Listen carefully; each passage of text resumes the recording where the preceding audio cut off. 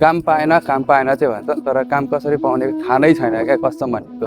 पहिलो कुरो त सेन्पाइहरूसँग कुरा गर्नु होला, त्यसपछि टिचरसँग कुरा गर्नु होला, अनि त्यति गर्दा नि पाउनु भएन भनेदेखि हाकेन अफ आफ्नो ठाउँको नाम हान्नु होला, फेसबुकमा पनि आउँछ।